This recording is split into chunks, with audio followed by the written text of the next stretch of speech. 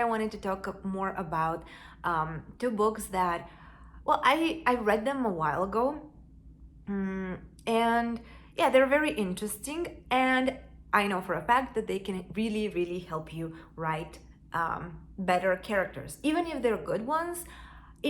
If we all have our flaws at the end of the day, so it is what it is. So the first one is the 48 Laws of Power. I actually have a book to present because, I'm traveling right now. So I don't really have all of my usual, bookshelves and all of these things. So I cannot really, unfortunately, show most of the books that I would be talking about if I want to. But this one is here because my friend is reading it, and the book is kind of, yes, so this is how it looks like. So yeah, my friend is reading this book, and he says that every time he reads it, it makes him lose hope in humanity just a little bit, and I agree.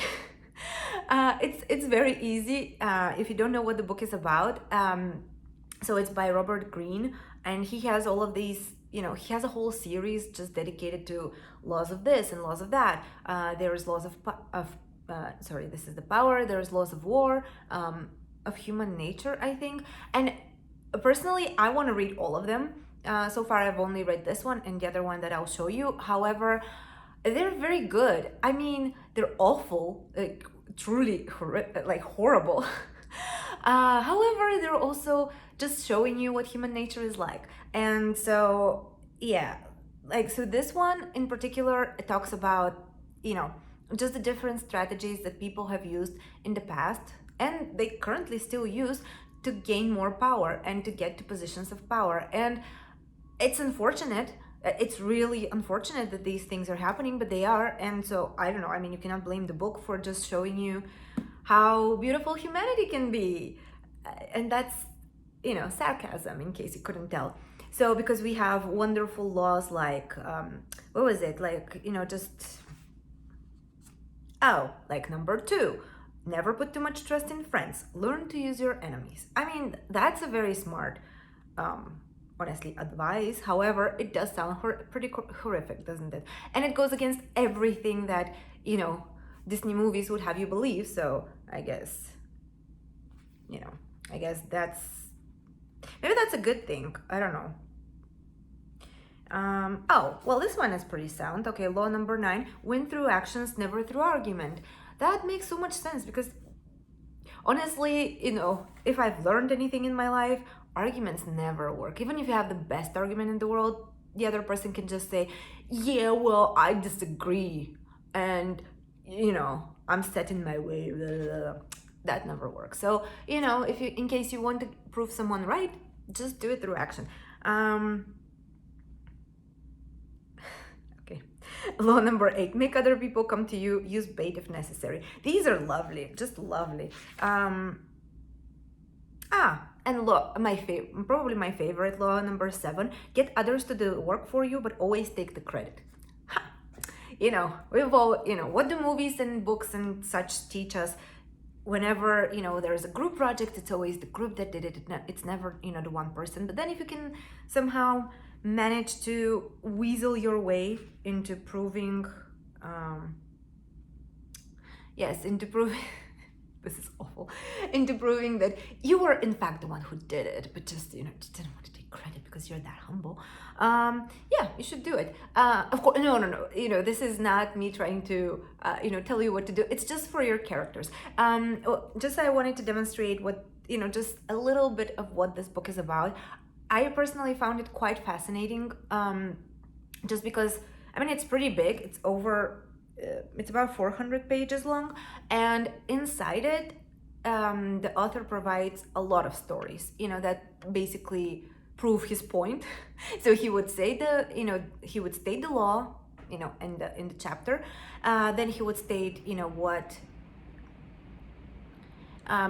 so he would state what the law is, he would state, what it postulates, and then he gives examples in the form of stories. So yeah, that's just the way things go.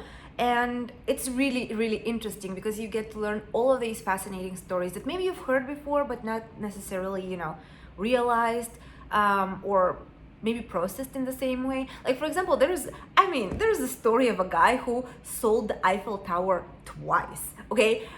The Eiffel Tower, by the way, is not for sale. He just managed to, convince a group of millionaires at the time to buy it twice. And, the millionaires didn't say anything. They didn't complain to the police because they were too ashamed to admit that they've made this huge, huge error in judgment. And I mean, the first time he did it, or was it the second time? Or maybe both, I don't know, because he was like the guy was, he was a con artist, needless to say, I think at this point, but so he was impersonating French, bureaucrats, like some French politicians, and then to make it more plausible, he asked for not ransom, but for, oh my God, what is the word? The word is escaping me today. He was asking for, he was just blackmailing the millionaire, and the millionaire was like, oh yeah, French, bureaucrats do that, so this should be legit. And so he paid a lot of money, like millions of dollars in today's money, just to, own the Eiffel Tower, which is not something you can own.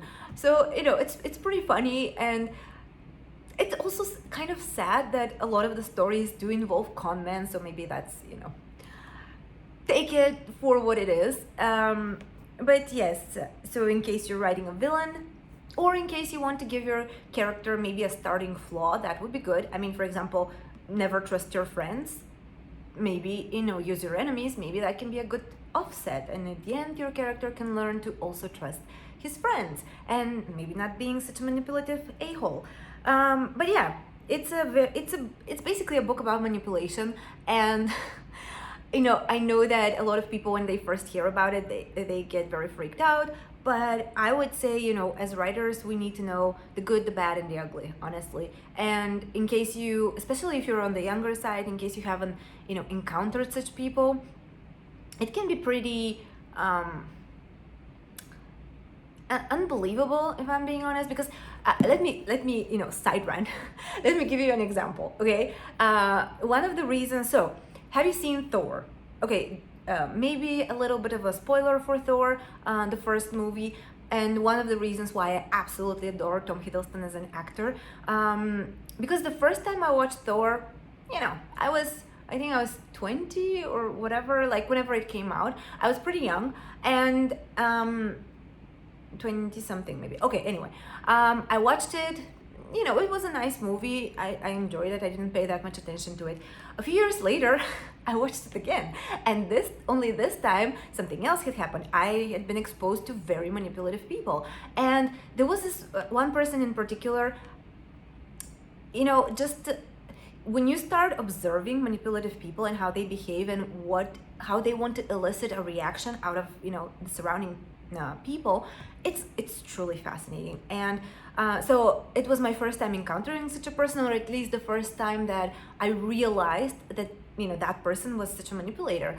And I went back, just whatever, randomly I was rewatching Thor, and what happened was I remember, so in the very beginning, you basically have Loki, so Tom Hiddleston's character, you have Loki trying to make Thor do something that wouldn't necessarily go so well with pretty much anyone. So what Loki does is he manipulates Thor into doing it, right?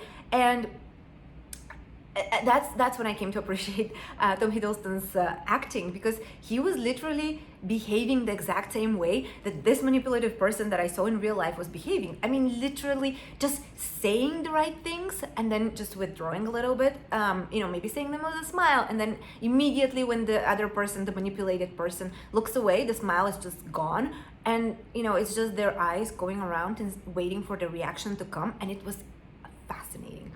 Oh my God, it was so good. So yeah, I mean, if you want to, create such characters, and Loki is one of my favorite characters as well, just because he's a really, really interesting character overall. And so yeah, it's really cool and really funny. Well, funny.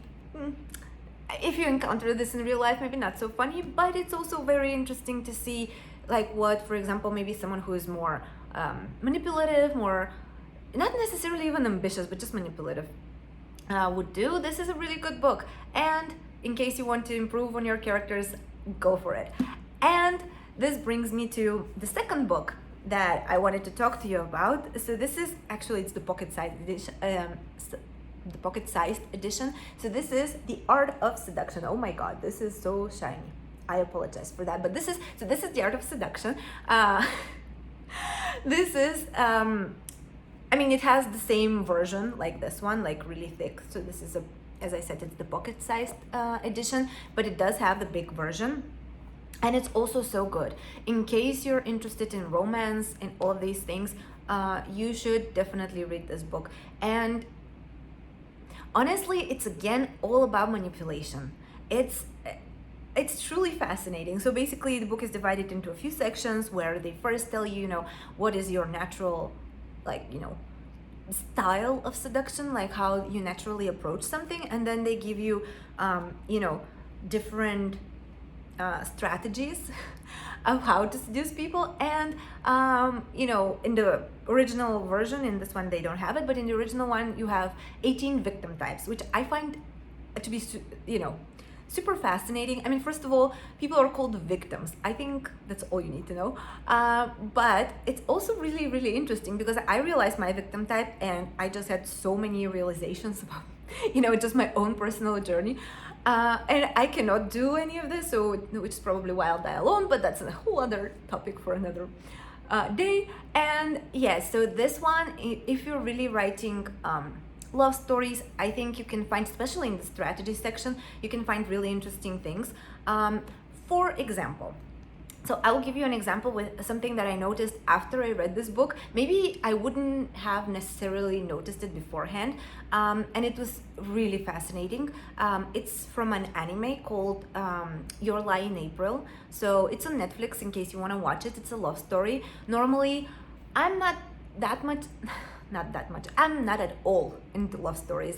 For me, love should happen alongside adventure and other things and as an afterthought. So, maybe also part of the reason why there's a chance I'll die alone forever. But another topic for another day. So yes, Your Lie in April is, honestly, it's such a beautiful show. I binge watched it one Friday evening, yes, during the pandemic, and I cried my eyes out. It was just so heartbreaking and just so fascinating. And honestly, major spoilers, so I'll just give you a brief overview of the summary and what strategy the main character used from this book, because it was really interesting. So spoilers for Your Lie in April. But basically it follows the story of this boy who's 14 years old, and his mother passed away when he was I think 11 or 12, like a few years ago, a couple of years passed prior, and yeah, his father is constantly traveling, so he's kind of living on his own, and he is this piano genius, so to say. Like, he, ever since he was super young, he would play the piano, he would win all of these competitions, and his mother was really into it, so there's this whole other thing. But basically, he just after his mom passes away, he stops being able to play the piano because he physically cannot hear it anymore. Like, he would start playing, and when there's too much stress, he just doesn't hear the piano anymore. And so the story starts with him meeting this girl who is in love with his best friend, and he kind of falls in love with her because she plays the violin. I think that's what she was playing. Yeah, she plays the violin. And then, she wants to enter this competition, and then she needs, somebody to accompany her. So basically, he has to start playing the piano again. And I don't know, it's just, the soundtrack is so beautiful. Everything is just so beautiful. And in the end, you find out, basically it's this whole love story that's doesn't necessarily go the way you expected it to go, because officially the girl is in love with his best friend, so he cannot do anything, and so you hear his thoughts and what he thinks of her and all of these things, and because they have to play together, they do spend a lot of time together, and this whole time he's thinking how much he's falling for her, etc., etc. So in the end, what happens is that it turns out she's sick, but really, really sick. And at the end, she unfortunately passes away. Mm, and as heartbreaking as that is, I mean, throughout the whole story, you get the feeling that she's really into him, but you don't necessarily know about this because, you know, she hasn't explicitly said it, and she still goes from time to time, you know, she goes and sees his best friend.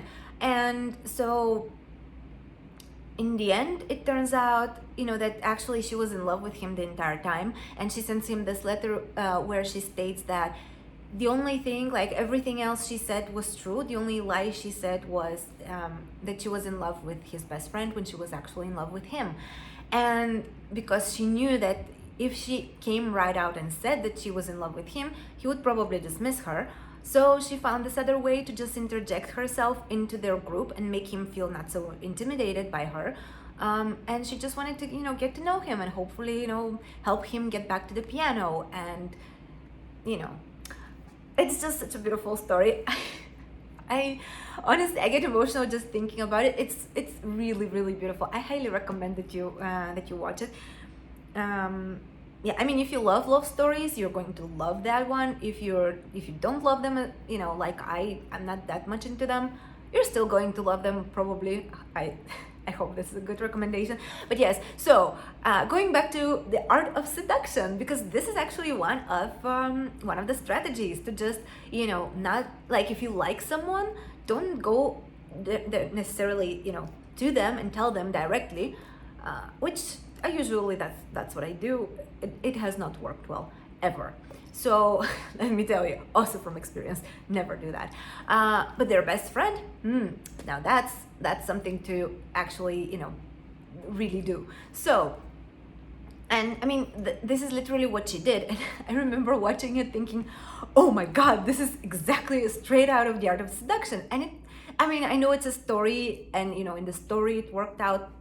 There are no guarantees in life, of course, but chances are it's going to work. Like, it's a very effective strategy because, you know, I don't know what it is. If you come out, you know, straight out and say to someone, I like you, I don't know what it is, but it doesn't work most of the time because it makes people just, you know, the air of mystery is gone, I guess. So yes, in case you want to write a love story of some kind, you know, even if it's a subplot, like a B plot to your original story. Oops, I got too excited and I hit my tripod. Okay, so yeah, in case you want to just, you know, see different strategies. Also, you know, they can work for if you're writing a bad guy who wants to seduce the main character. Okay, this is out of center right now and it's bugging me a little bit. Okay, better. So yes, also, yeah, I would highly recommend that you get the big version because this one doesn't have everything. And also, similarly to the 48 Laws of Power, each, how should I say, because, you know, there are different types of seducers, for example, so each one of them comes with a story or a couple of stories of people who did those things. And, you know, it's not divided into men and women because, for example, there's the what was it? The charismatic. I mean, that can, you know, be both for men and for women. Or there's the dandy, which probably, you know, is mostly associated with men, but it doesn't, you know, it doesn't necessarily have to be a man. He was giving examples also of women throughout history. So it was really, really interesting. So yes. So those are the two books that I wanted to talk to you about today that can really help you write better characters, more rounded, more realistic characters. So let me know in the comments below. Have you read any of those books? Do you like them? Did you enjoy them? Did you, you know, find something useful in them? Did you absolutely hate them? Because that's also an option. And yeah, I'll see you again tomorrow. Subscribe for more. Bye.